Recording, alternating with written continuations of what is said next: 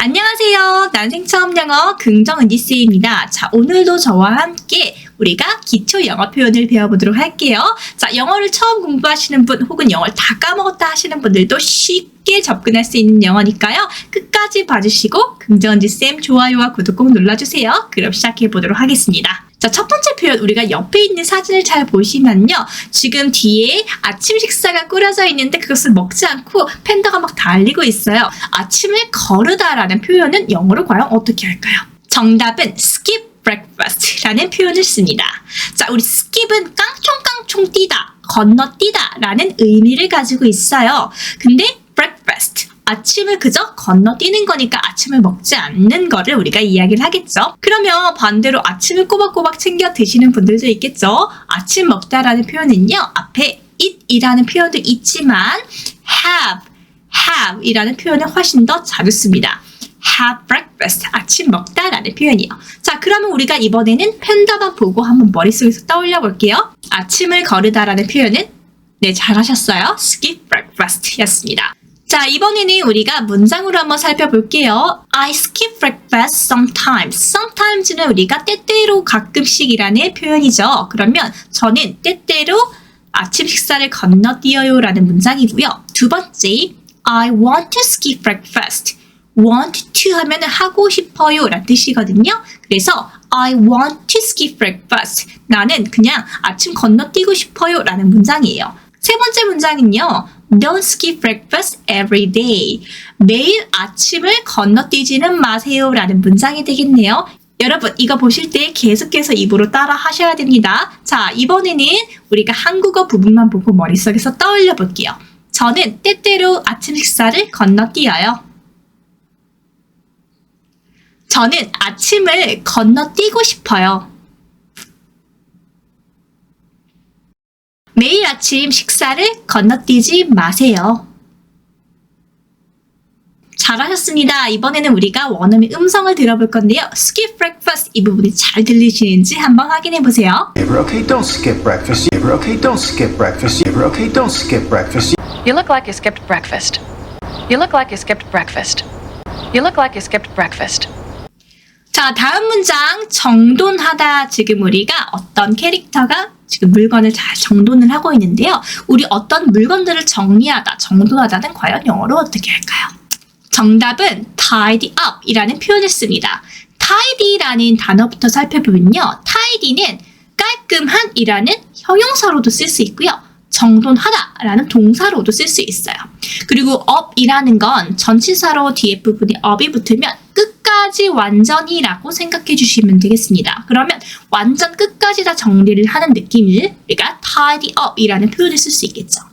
tidy가 형용사로 쓰이면은 뒤에 명사가 오면 돼요. 예를 들어서 지금 옆에 보시면 a tidy desk가 있을 거예요.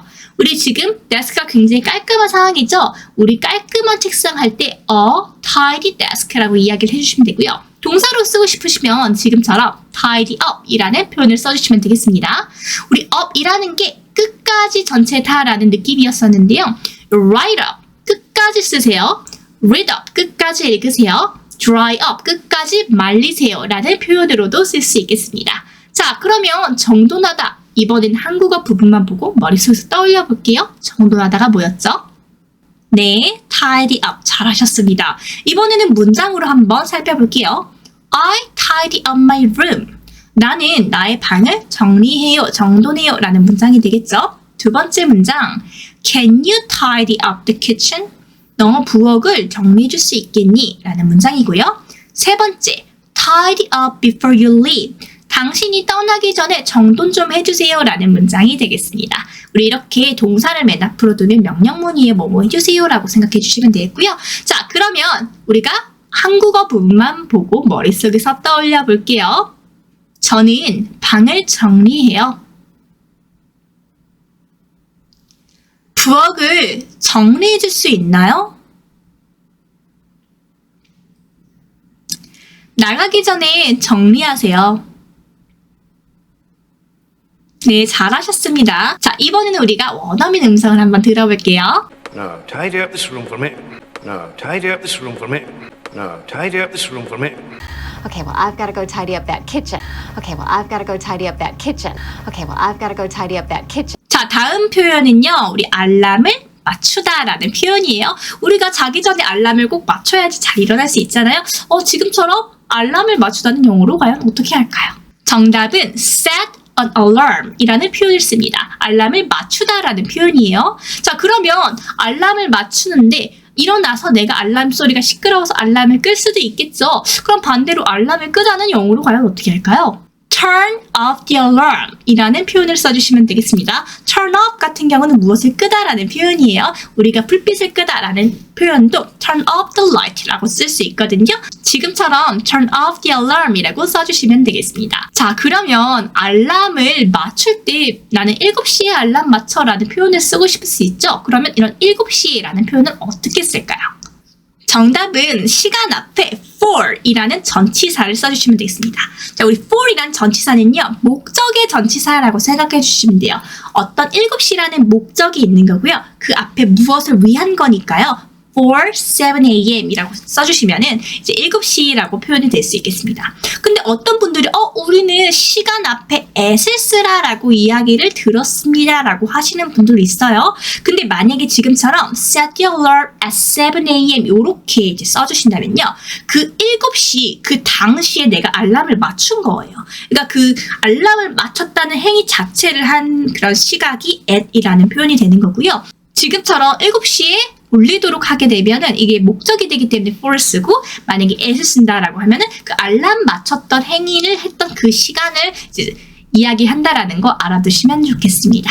자, 그러면 한국어 부분만 보고요. 알람을 맞추다는 set an alarm. 잘하셨습니다. 이번에는 우리가 문장을 통해서 한번 볼게요. 첫 번째 문장, I didn't set an alarm. 나는 알람을 맞추지 않았어요 라는 이제 과거 형태의 문장이 되겠고요. 두 번째 문장, Did you set an alarm? 너 알람 맞췄니? 라는 표현이 되겠죠. 세 번째 문장, Set your alarm for 7 a.m. 7시에 울리도록 너의 알람을 맞춰라 라는 문장이 되겠죠. 자, 그럼 우리가 한국어 부분만 보고 방금 배웠던 문장 입으로 내뱉어 볼게요. 저는 알람을 맞추지 않았어요. 알람 설정했어요? 7시에 알람을 설정하세요. 자, 이번에도 우리가 원어민 음성을 한번 들어볼게요. 잘 들어보세요. Do you set an alarm? Do you set an alarm? Do you set an alarm? I'll just set an alarm on my phone. I'll just set an alarm on my phone. I'll just set an alarm on my phone. 자, 다음 표현입니다. 지금 두 명의 연인들이 알콩달콩 데이트를 하고 있습니다. 우리 데이트하다는 영어로 어떻게 할까요? 정답은 go on a date. go on a date라고 이야기를 해주시면 되겠습니다. 근데 나는 그와 데이트를 한다 라는 식으로 누구와 라고 이야기를 하고 싶으면요. go on a date 다음에 with 누구를 적어주시면 되겠습니다. 그러면 데이트를 하다 라는 행위 말고요. 데이트를 신청하다 라는 표현을 쓰고 싶을 수도 있죠. 그럴 때는요. ask 누구 out 이렇게 써주시면 되겠습니다. I ask you out 하면은 나는 당신에게 데이트 신청을 합니다 라는 문장이 되겠어요. 자, 그러면 이번에는 난 누군가한테 쏙 빠졌어 라는 이제 감정을 표현을 하고 싶을 때는 영어로 어떻게 할까요? have a crush on 누구 라고 써주시면 되겠습니다. 이 누구에는 대상은 들어가면 되고요. 누구한테 내가 마음이 쏙 빠졌어 라는 문장이 되겠습니다. 자, 그러면 우리가 데이트하다 아까 배웠던 거 머릿속에서 떠올려 볼게요. Go on a date. 잘하셨습니다. 이번에는 영어 문장으로 한번 살펴볼게요. We'll go on a date next week. 우리 다음 주에 데이트 하러 갈 거야 라는 문장이 되겠죠. We will 같은 경우는 할 거야 라는 문장이에요. 두 번째 문장, Where should we go on a date? 어디로 데이트 가면 좋을까요? 라는 문장이 되겠죠. 세 번째 문장은요. Let's go on a date tonight. 오늘 밤 데이트 가요. 자, 이거를 계속 들으실 때 따라해 보셔야 돼요. 입으로 소리 내서 읽어보세요. 자, 그러면 한국어 부분만 보고 우리가 따라해 볼게요. 우리 다음 주에 데이트 할 거야. 어디로 데이트 가면 좋을까요? 오늘 밤 데이트 가요. 잘하셨습니다. 자, 이번에는 우리가 원어민 음성을 한번 들어보겠습니다. 들어볼게요. Right, no, because I want to go on a date with you. Oh, right, no, because I want to go on a date with you. Oh, right, no, because I want to go on a date with you. I'd love to go on a date with you. I'd love to go on a date with you. I'd love to go on a date with you. 자, 다음 표현. 우리가 자주 하지만 영어로는 잘 생각이 나지 않는 표현. 멍 때리다입니다. 우리 멍 때리다 지금 캐릭터처럼 멍 때리고 있는 상황은 영어로 어떻게 이야기를 할까요? zone out 이라는 표현을 씁니다. 여기서 zone이라는 표현은 구역 부분이고요. out은 바뀌니까 내가 어떤 생각에서 빠져나간 상태, 그러니까 멍 때리고 있는 상태라고 생각해 주시면 되겠죠. 자, 이번에는 우리가 문장으로 살펴볼게요. I just zone out for a moment. 나 그냥 잠시 멍해졌었다 라는 문장이 되겠네요. 두 번째 문장도 가볼게요. Do you often zone out during the class? During the class, 수업 중에요. Do you often, 너 자주 zone out, 멍 때리세요 라는 문장이죠. 제가 이제 아이들을 가르쳐도 가끔 이제 멍 때리는 친구들도 있는데 지금 이 영상을 보시는 분들도 멍 때리시면 안 돼요. 집중해서 한번 따라해 보세요. 세 번째 문장, don't zone out while studying. 공부할 때 멍 때리지 마세요 라는 문장이 되겠죠. 멍 때리지 않는 저만의 꿀팁은 계속해서 입으로 따라하거나 아니면 손을 쓰거나 뭔가를 계속 적극적으로 능동적으로 참여를 하면 훨씬 더 도움이 되는 것 같습니다. 여러분들도 그저 보는 게 아니라 말해보시고 어떤 분은 적어도 보시고 한번 해보시면 더 좋을 것 같아요. 자, 그러면 우리가 이번에는 한국어 문장만 보고 한번 떠올려 볼게요. 난 그냥 잠시 멍해졌다. 수업 중에 자주 멍 때리세요? 공부할 때 멍 때리지 마세요. 잘하셨습니다. 자, 이번에는 우리가 원어민 음성을 한번 들어보겠습니다. 들어볼게요. Don't zone out like you always do. Don't zone out like you always do. Don't zone out like you always do. I need to zone out for a bit. I need to zone out for a bit. I need to zone out for a bit. 자, 초간단 문법입니다. 지난 시간에는 우리가 비동사를 배웠습니다. 우리가 이번 시간에는 일반 동사에 대해서 배워볼 건데요. 일반 동사는 우리가 입다, 쓰다 아니면 지금까지 배웠던 여러 표현들처럼 일반적으로 볼 수 있는 동사를 이야기를 해요. 근데 일반 동사를 의문문, 문장으로 만들려면요. do나 does가 갑자기 튀어나와서 앞부분을 꾸며준다라고 생각해 주시면 되겠습니다. 그러면 do you love me?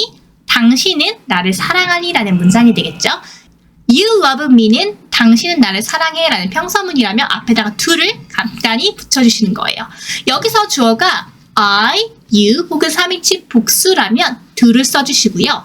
3인칭 단수라면 does를 써주시면 되겠습니다. 여기서 3인칭이라는 표현이 어려우신 분들 우리 1인칭은 나고요. 2인칭은 너예요. 근데 나, 너, 우리를 제외한 모든 것을 우리가 3인칭이라고 이야기를 합니다. 그러면 3인칭인데 단수 표현이라는 건 3인칭인데 개수가 하나라는 거겠죠.